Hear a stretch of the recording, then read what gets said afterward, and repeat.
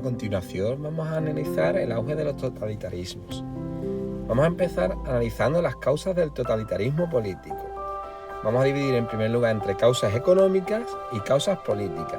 En cuanto a las causas económicas destacamos: la crisis económica o Gran Depresión de 1929 se debió a la baja de las cotizaciones de las acciones en la Bolsa de Nueva York y que acabó sumiendo a Estados Unidos, Europa y al mundo entero en la más grave crisis del capitalismo. Los bancos y empresas quebraron y miles de trabajadores quedaron sin empleo, y las personas de clase media cayeron en la pobreza al perder sus ahorros y pensiones. Todo esto fue un caldo de cultivo para los totalitarismos.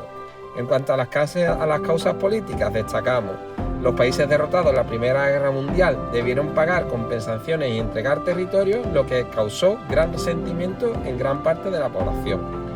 Ante la pobreza generalizada, las personas se entregaron a las promesas populistas que lograron revivir el nacionalismo de los países perdedores de la Primera Guerra Mundial. A eso sumamos el desprestigio de la democracia y el ascenso de los movimientos ideológicos totalitarios. Por lo tanto, aparece una nueva mentalidad en Europa: las ideologías antidemocráticas. En el transcurso de las primeras décadas del siglo XX, fue germinando en Europa la idea de que los regímenes democráticos no contribuían a la solución de los problemas sociales ni a realizar las expectativas de los pueblos. Las personas votaron por líderes que exaltaban el nacionalismo y las ideas antidemocráticas, esperando de ellos obtener los beneficios que los gobiernos socialdemocráticos no pudieron brindarles. De todo lo expuesto, extraemos las siguientes conclusiones. En cuanto a los derechos ciudadanos, los totalitarismos no los respetan, mientras que la democracia son respaldados. Las elecciones. En los totalitarismos no hay elecciones libres. En la democracia hay elecciones libres y el derecho a voto es inalienable. Sobre los medios de comunicación, los totalitarismos ejercen un férreo control y son controlados, por tanto, por el Estado. En la democracia, los medios de comunicación son independientes y se rigen por el Estado de Derecho.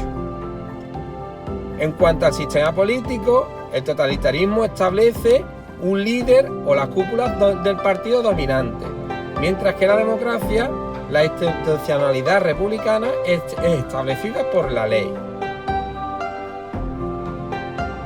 Por lo tanto, y sintetizando, las características generales de estos gobiernos totalitarios son: régimen totalitario de partido único, omnipotencia y comprensión del Estado, se sacrifica el interés individual por el colectivo, el individuo es anulado por la masa, culto al líder, se le atribuyen cualidades sobrehumanas y mesiánicas, adoctrinamiento temprano de la población, creación de grupos paramilitares, con una estética militar, con una organización jerárquica, con el uso de la violencia, con símbolos claros que identifican al grupo y con lemas, consignas y canciones.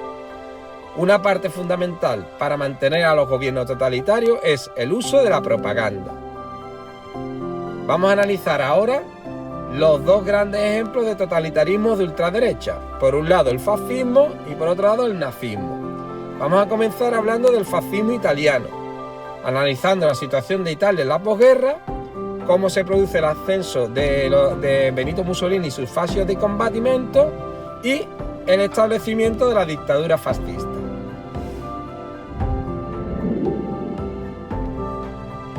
El fin de la Gran Guerra dejó en Italia graves secuelas humanas y económicas. En el Tratado de Londres se realizaron unos acuerdos de paz que no se cumplieron para Italia. Se extendió la idea de que la participación italiana en la guerra había sido un engaño al pasar de la Triple Alianza a la Triple Entente. El irredentismo fue ganando adeptos. A esta situación se sumó la inestabilidad política. Se sucedieron muchos gobiernos diferentes en corto espacio de tiempo. La crisis económica, además, generó tensión social. El miedo al estallido de una revolución social empezó a asustar a las clases conservadoras de Italia. Recapitulando las ideas principales. La Italia en la posguerra. Las causas del ascenso del fascismo en Italia. Las causas de este ascenso del fascismo en Italia están en la situación de la propia Italia en la posguerra.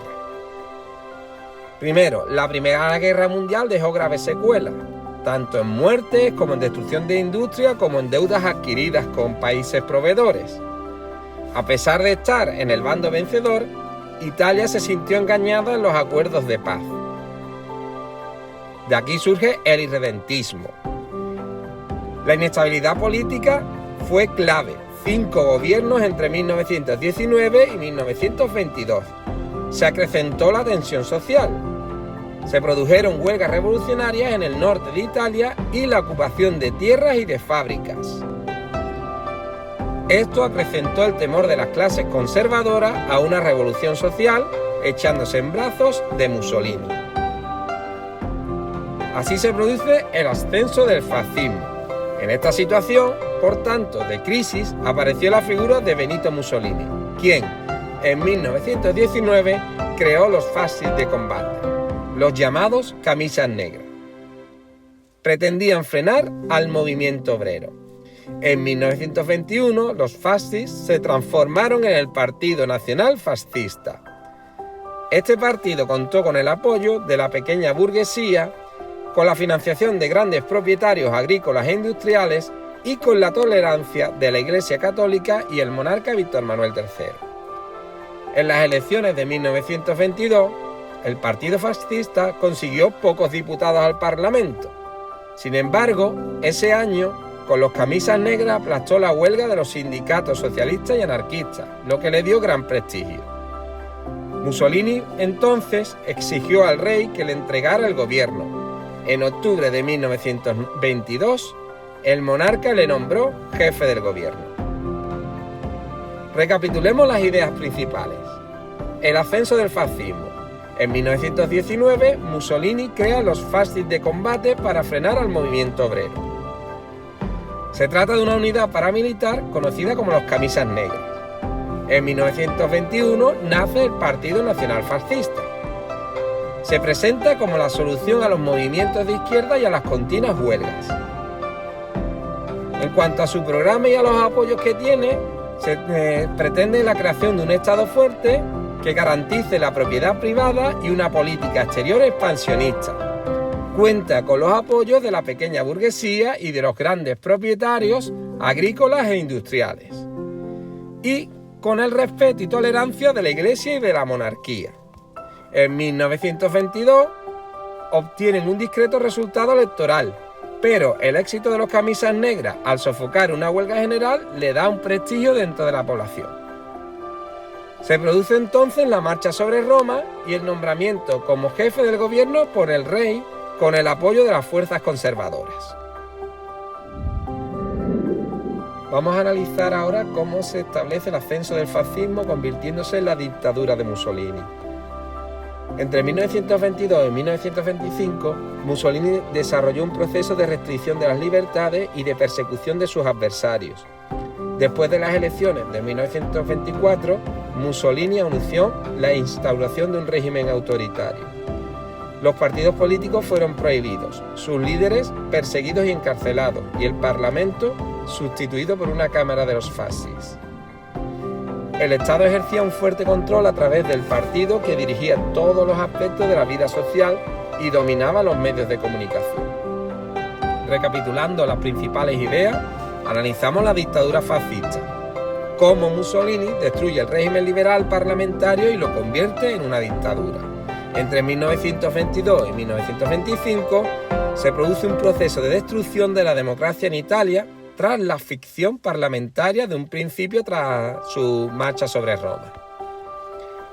Procede a la restricción de libertad y persecución de adversarios políticos, utilizando la violencia e intimidación en las elecciones de 1924, estableciendo medidas de gobierno tras las victorias fascistas en las elecciones, como la creación de un régimen autoritario, la identificación del Estado italiano por el partido fascista y su líder, Mussolini, el Duce, por la prohibición de partidos políticos, la sustitución del Parlamento por la Cámara de los Fascis, la prohibición de huelgas y sindicatos y en general el control de toda la vida económica y social. La dictadura fascista estaba creada.